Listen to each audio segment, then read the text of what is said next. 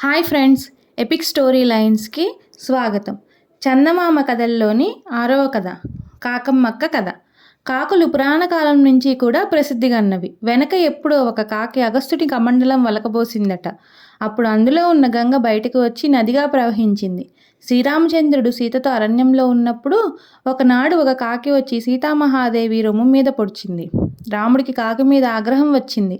దగ్గరగా ఉన్న గడ్డి పరకని ఎత్తి కాకి మీద విసిరాడు. కాకి భయపడి 3 లోకాలు తిరిగింది. రక్షించేవారు లేక ఆఖరుకు రామచంద్రుడినే శరణు వేడింది. కాకికి ప్రాణం దక్కింది గాని ఒక కన్ను పోయింది. ఆనాటి నుంచి కాకులకు ఒంటి కంటి చూపే. కాకి ఎట్లా చూస్తుందో మీరు ఎరుగుదురు కదా. కానీ కాకుల్లో ఉన్న కొన్ని మంచి లక్షణాలు మనుషుల్లో కూడా లేవు. వాటిలో వర్ణభేదం లేదు. కాకులు ఇళ్ళ కప్పల మీద వరుసగా కూర్చొని చదువుకోవడం చూసారా? దాన్నే కాకిబడి అంటారు. కాకుల్లో ఇంకో మంచి బుద్ధి కూడా ఉందండోయ్. ఒక కాకి తినేటందుకైనా ఏదైనా దొరికితే అది అన్ని కాకుల్ని పిలుస్తుంది, అంతేకాని తన పొట్టకు మాత్రమే చూసుకోదు. వీటిని బట్టి కాకులు చాలా గొప్పవని చెప్పవచ్చు. అటువంటి ప్రసిద్ధిగన్న కాకి వంశంలో పుట్టింది మన కాకిమ్మక్క. ఆవిడ గొప్ప సంగీత విద్వాంసురాలు.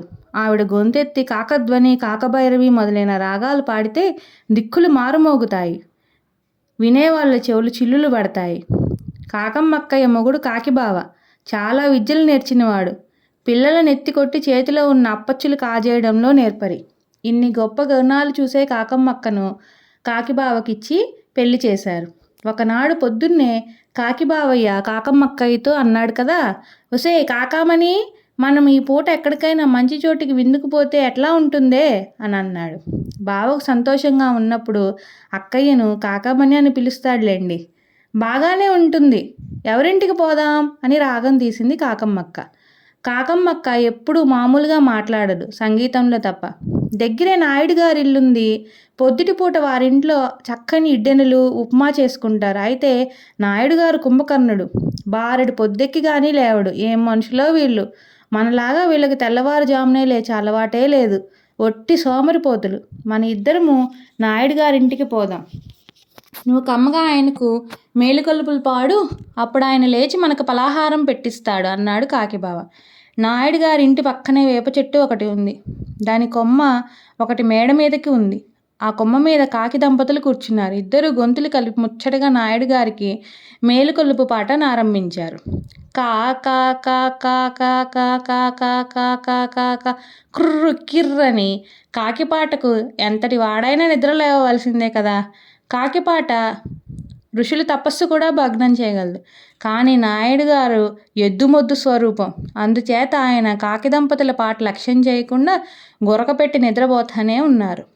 అందుచేత మన కాకి దంపతులు స్థాయి హెచ్చించి రాగం మార్చి ఇంకో మంచి పాట ప్రారంభించారు. కాకాభైరవి ఆలాపన జోరుగా సాగుతుంది.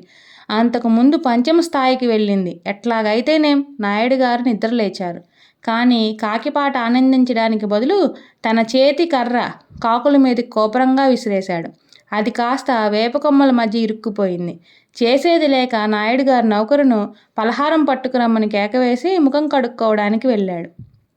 నౌకరు నాయుడు గారి పలహారం పట్టుకొచ్చి గదిలో పెట్టి వెళ్ళాడు. 6 ఇడ్డెనలు, కమ్మని నెయ్యి, గారెలు, బిస్కెట్లు, వెన్న అన్నీ పళ్ళెంలో ఉన్నాయి. కాకిబావ, కాకమ్మక్కయ్య చెట్టు మీద నుంచి దిగివచ్చి పలహారం ప్రారంభించారు. కాకమ్మక్కయ్య 1 ఇడ్డెను, 1 గారె తిన్నది. కాకిబావ మాత్రం తిట్టంగా తిన్నాడు. అయితే ఇద్దరు వెన్న నంజుకున్నారు.